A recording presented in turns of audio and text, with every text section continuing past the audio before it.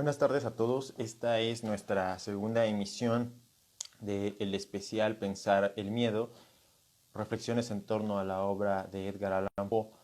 Y el día de hoy vamos a hablar de un caso verdaderamente sorprendente, del cual no estamos muy seguros de qué ocurrió, pero la crítica, siempre tan hábil en ocasiones, ha apuntado que es uno de los más sorprendentes que pudo tener en su momento el escritor nacido en Boston.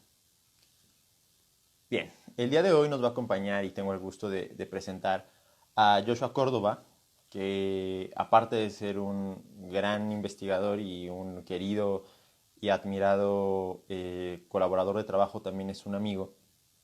Él es pasante de literatura hispánica, de lengua y literaturas hispánicas. Es asistente editorial en el Centro de Estudios de Literatura en el Instituto de Investigación, director editorial de la revista Primera Página. Vamos a hablar un poquito primero sobre en lo que llega Joshua y podemos enlazarnos para tener estas conversaciones, estos ciclos de conferencias que vamos a estar trabajando a lo largo de estas semanas. Pero vamos a empezar con los datos biográficos de Edgar Allan Poe.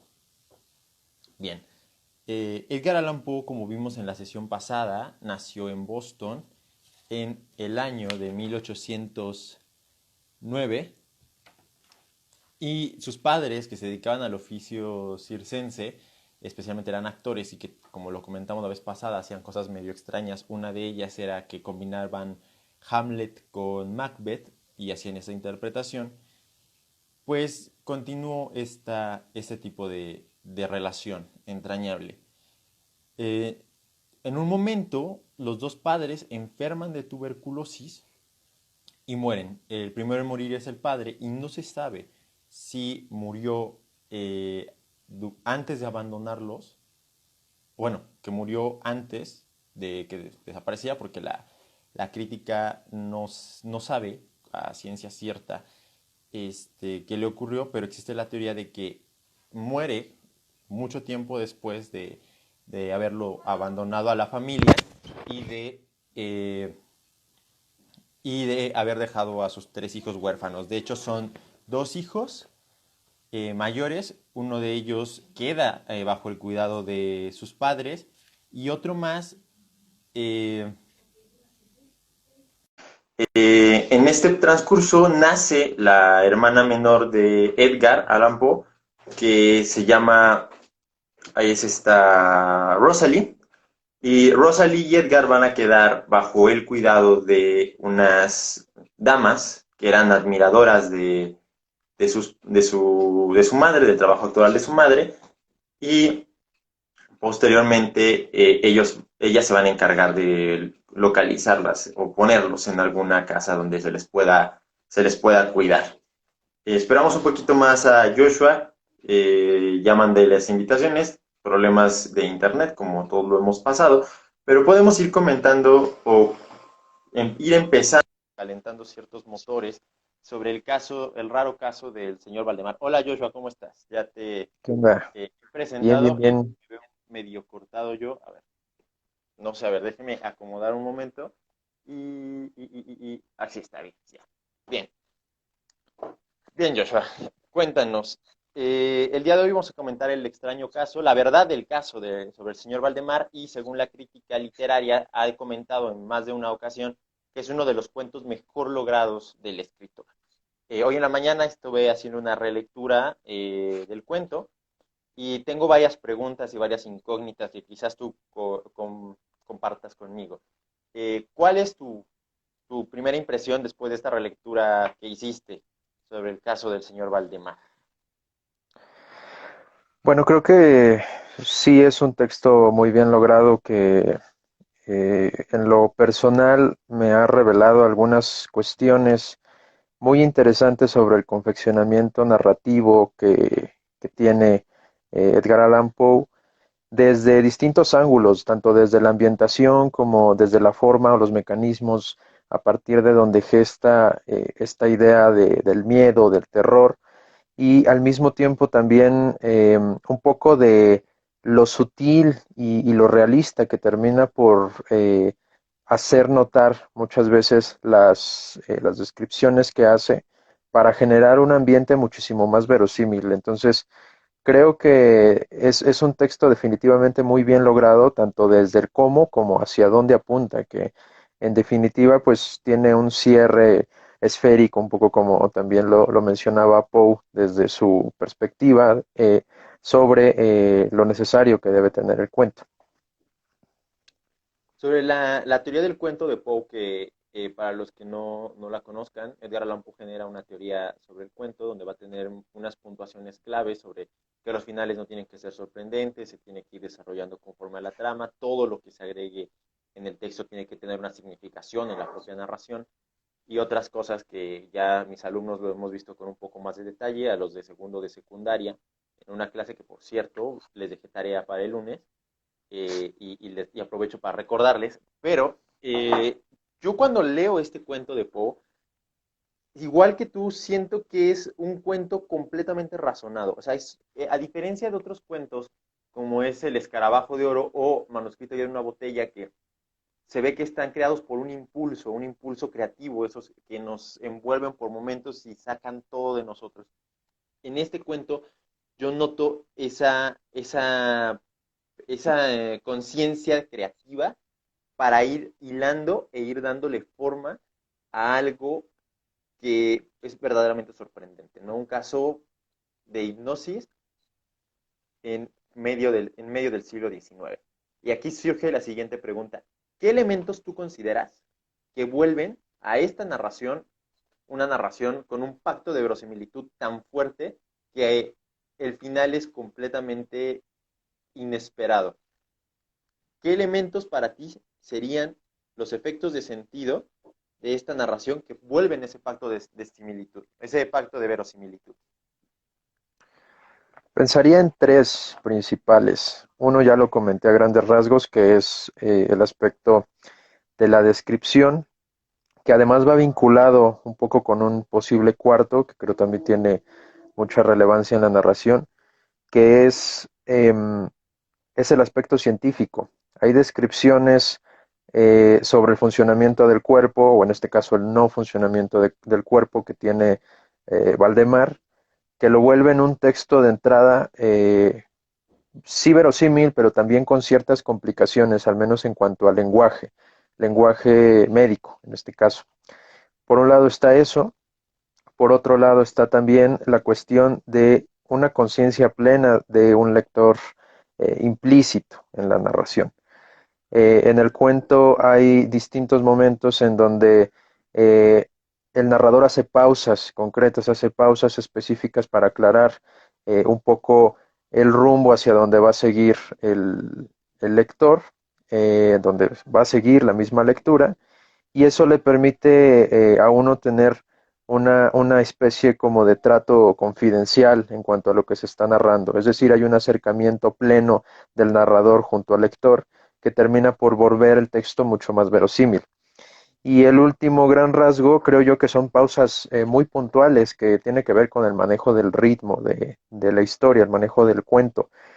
Eh, Recuerdo mucho una parte donde después de que este hombre, que además no tiene nombre, sino que aparece solamente la letra P, va a ver al señor Valdemar y entonces se detiene en la descripción y dice, en este momento es el instante en donde yo voy a narrar cosas que parecieran imposibles, ¿no?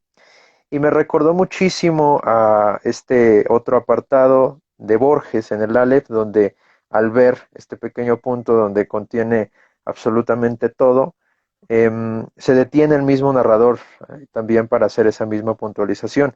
Entonces, bueno, evidentemente puede hacerse una traslación y un referente, ¿no? En cuanto a la tradición, en este caso de Borges, y es muy interesante que tenga estos manejos porque le dan ciertos picos en la misma narración, en el ritmo narrativo, que termina por confeccionar una historia más puntual, más verosímil y que termina por ser más creíble, ¿no? Yo hablaría de esos tres o cuatro rasgos. Estás tocando dos puntos que de hecho ya me estás comiendo un poco el mandado de las preguntas que seguían, pero justo tocas el punto de que lo único que sabemos de este narrador es que es la letra P. Como ya he comentado en otra sesión, incluso cuando promocionaba estas charlas, Edgar Allan Poe va a tomar el apellido Allan de su familia adoptiva y va a terminar muy peleado con esa familia adoptiva que al final de su vida va a renegar del Alan, ¿no? Como todos los escritores, incluyendo a Kafka, que piden algo a su muerte y no lo cumplen, en el caso de Kafka fue que quemaran su obra y afortunadamente no se quemó, pues con Poe todos se quedaron con el Alan Poe, ¿no? Entonces, yo siempre soy muy enfático de que hay que quitarle el Alan por respeto al hombre, pero hasta suena bonito, ¿no? Es cadencioso el Alan Poe. Pero ahí vamos hacia este punto. En la crítica siempre se ha dicho que los cuentos de Poe crea personajes, la mayoría en primera persona, que son los narradores, que van a generar estas tramas, pero en este cuento todos dicen que hay dos cosas muy casuales de él. Uno, que la historia se desarrolla en el barrio de Harlem, en Nueva York, y que el personaje, que nunca les pone nombre, siempre les pone una letra en su apellido, en este caso es la letra P. ¿Crees que es un juego de Poe como todos los demás o está dejando un código más implícito que quiere reflejar algún aspecto más personal? Recordando que los padres de Poe murieron de tuberculosis y él siempre tuvo una condición parecida a la que tiene Valdemar, que es enjuto, débil, nunca usó peluca, pero el cabello siempre lo tuvo abultado, que eso a veces generaba burlas entre sus más críticos adversarios del medio literario. ¿Crees que este cuento es un guiño a su vida personal o es uno más de los juegos que disfruta hacer Poe en el terror y en el misterio? Pues es un planteamiento muy interesante tomando en consideración todos estos rasgos biográficos. Lo que es definitivo y me queda muy claro es el hecho de que siempre un autor parte de experiencias personales, no en el sentido más realista del término, sino en el sentido de trasladar y transformar un poco esas mismas experiencias y sentimientos que hasta uno percibe de forma externa, es decir, de otras personas, ¿no? Y en este caso es una posible interpretación un tanto, no sé si aventurada, pero me parece que termina por ser válida y termina por ser sostenible. Eh, Definitivamente sí hay aspectos coincidentes, entre comillas, que terminan por dar luz a una posible lectura mucho más cercana, ¿no? Cercana y lejana al mismo tiempo, paradójicamente, porque estamos hablando de, además, el primer cuento, según ha mencionado también una buena parte de la crítica, que toca el tema de los zombies, ¿no? De los muertos vivientes. Entonces, es una cuestión también bien interesante cómo Poe tiene esta capacidad flexible de poder llevar a cabo historias que parecieran ser hasta cierto punto lejanas por momentos, pero que terminan por ser más cercanas a él desde un punto posiblemente de vista más personal. Yo creo que si la P está ahí, da pauta, ¿no? Para que se pueda interpretar de esa manera, y seguramente lo pensó así también tramposamente. Entonces, no lo negaría eh, desde un punto de vista tajante, pero creo que se sostiene. Bien, tocaste a Borges y era uno de los temas que quería empezar a tratar hoy. De hecho, el enlace que les tengo compartido en el perfil de Instagram está traducido en la obra de cuentos de Poe por Cortázar, ¿no? Por Julio Cortázar, que en lo personal he podido seguir más rastros de Poe en la obra de Cortázar y una de las relaciones intertextuales que encuentro más fascinantes es el manuscrito hallado en un bolsillo con el manuscrito hallado en una botella, ¿no? El primero de Cortázar y el segundo de Poe. Mencionas a Borges. Yo te conocí antes de conocerte en persona, físicamente en la facultad. Te conocí por un texto que publicaste en la revista que ahora diriges sobre Borges. Me acuerdo perfectamente. Y creo que tú has de tener algo más que decir que Borges que yo, que soy un conocedor meramente por la tangente de la obra borgiana. ¿Tú cómo ves en este sentido la influencia de Edgar Allan Poe a la creación literaria de América Latina, del siglo XX más que del XIX? es una pregunta muy difícil de responder porque de pasar un poco de la relación con Borges, hablas de la relación a toda América Latina, entonces es bastante ambiciosa la pregunta y no sabrías muy bien, Acotémonos al siglo XX, región Río de la Plata. no sé muy bien exactamente cómo abordarlo. Pensemos, por ejemplo, en el caso de Borges, eh, es también bien sabido que Borges no escribió novela porque la detestaba un poco al mismo tiempo por la extensión.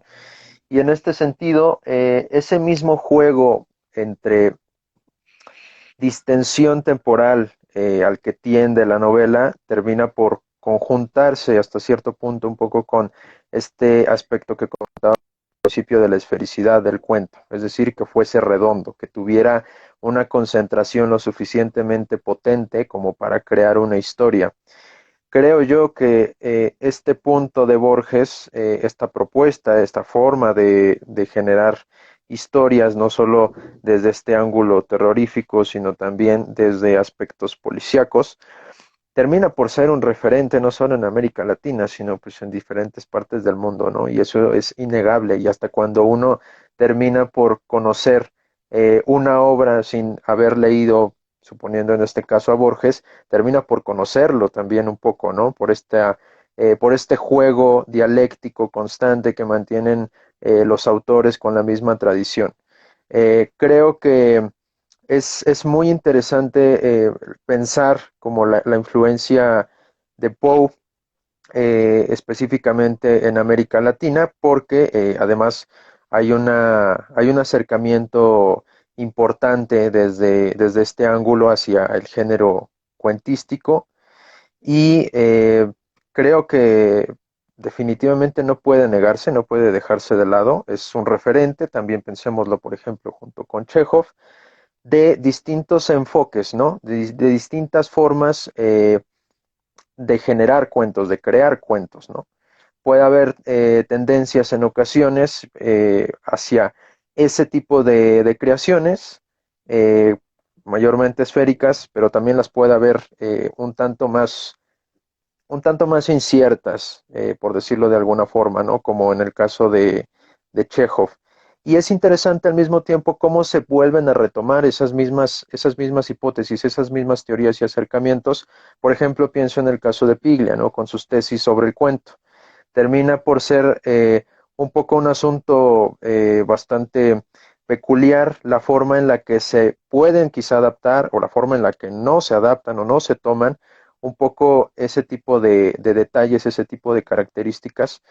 Lo interesante es, y creo que eso es muy importante siempre considerar, que este tipo de poéticas, este tipo de acercamientos no terminan por ser determinantes, no terminan por ser eh, prescriptivistas, ¿no? En la forma en la que se enuncian y, por supuesto, en la forma de creación literaria.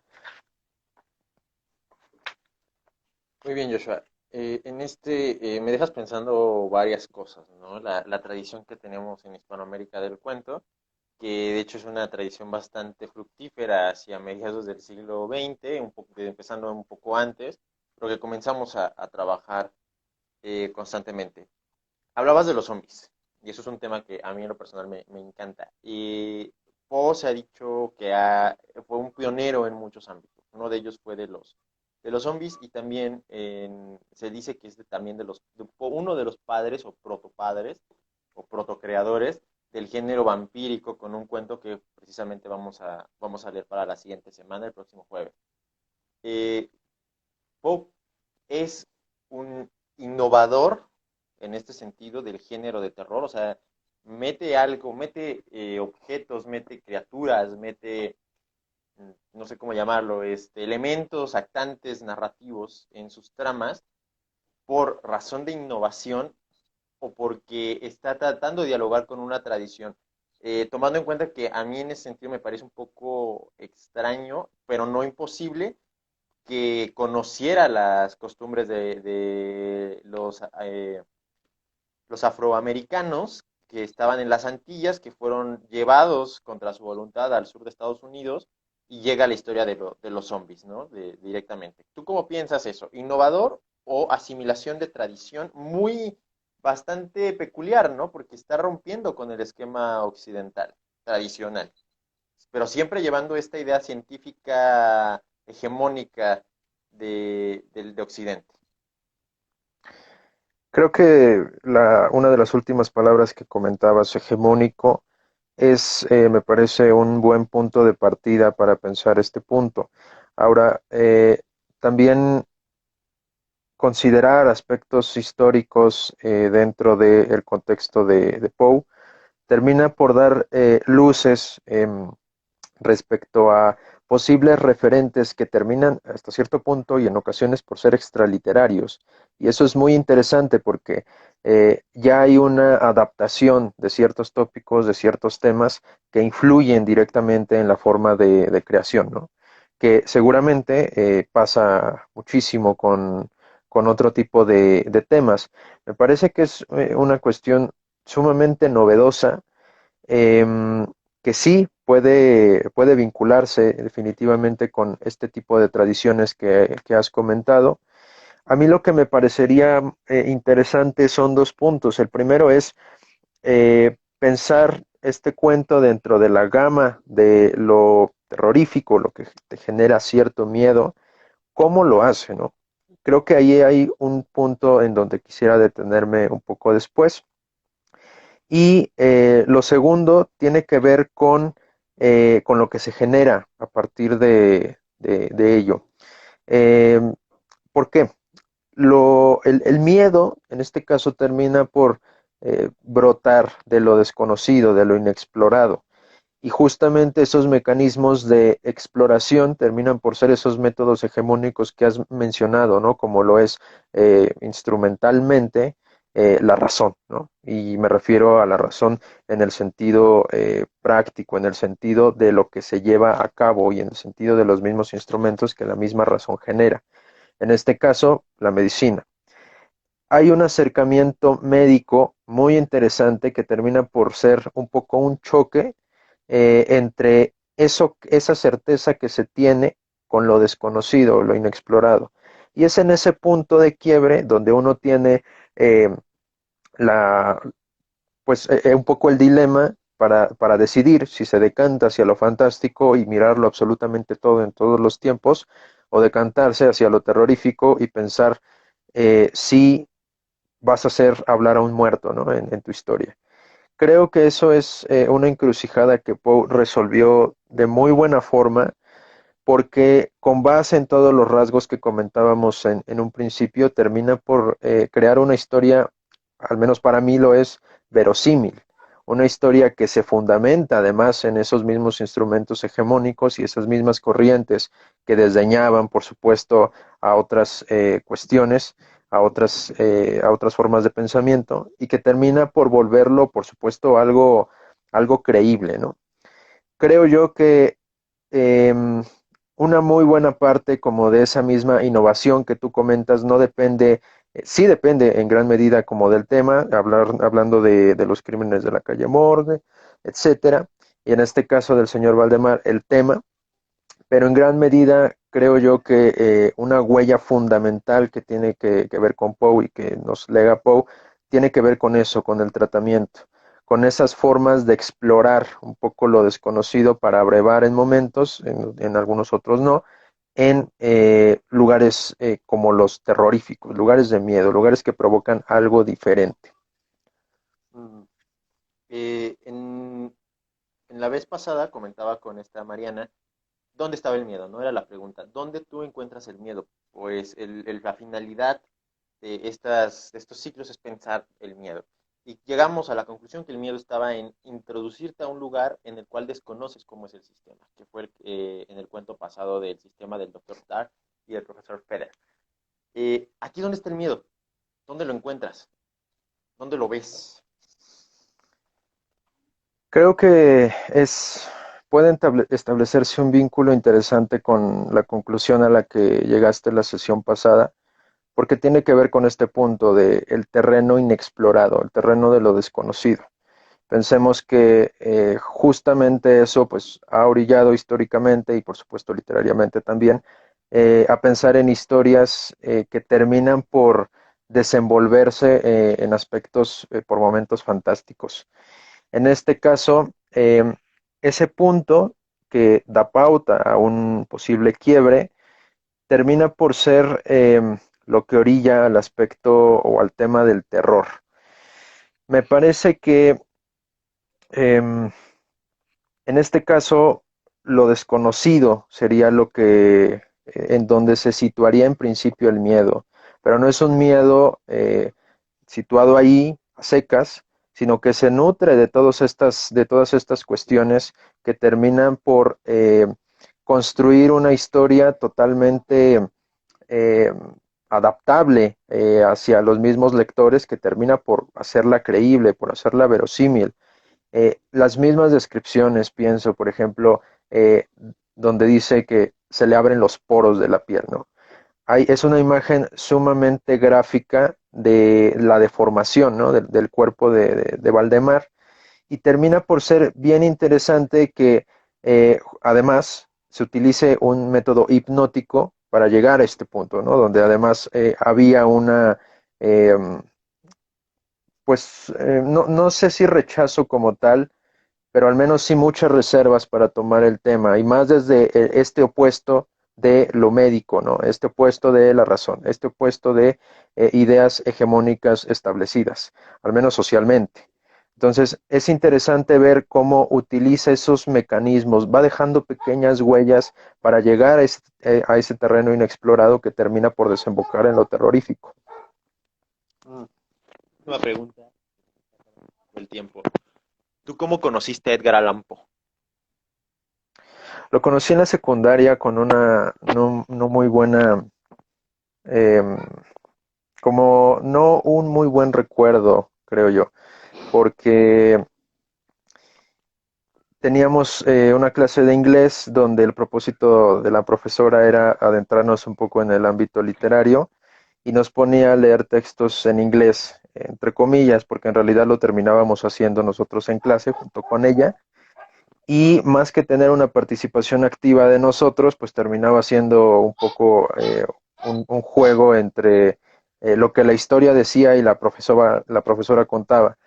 Y además pues, tenía un sentido del humor y una personalidad un tanto tiránica, así que no era un momento como adecuado para poder disfrutar a Poe, ¿no? Y lo conocí por la caída de la casa Usher. Entonces recuerdo que por eso me gustaba tanto acercarme a la literatura y menos a Poe, porque tenía como ese recuerdo un tanto más amargo de este tipo de escenas catastróficas de la profesora intentando hacer que a rajatabla estuviéramos atentos a la historia o regañándonos, ¿no? Porque además nos hacía traducir el texto. Definitivamente no quedaba como Cortázar lo hubiera pensado, pero bueno, pues esa es mi historia un poco con Poe. Bueno, muchas gracias, Joshua. Estuvo perfecto. Creo que ya le estoy yo también agarrando la onda a esto. Les agradezco a los que nos vieron. ¿Algo que quieras agregar antes de despedirnos, Joshua? No, para nada. Vale, entonces agradecemos a todos que estén presentes y les adelanto justamente los dos cuentos que vamos a leer para la siguiente semana. Uno de ellos va a ser Berenice para el día jueves y para el sábado vamos a leer La caída de la casa de Usher para que Joshua recuerde con tanto amor y gratitud a su profesora de inglés. Yo les agradezco Gracias. mucho y nos vemos. Gracias, Joshua. Te agradezco muchísimo No, tu gracias a tiempo y tu ti por la presencia. invitación y por la oportunidad. No, no, no, para nada. Gracias, gracias. Y nos vemos. Cuídense mucho. Y esa es la segunda emisión de Pensar el Miedo, reflexiones en torno a la obra cuentística de Edgar Allan Poe. Nos vemos.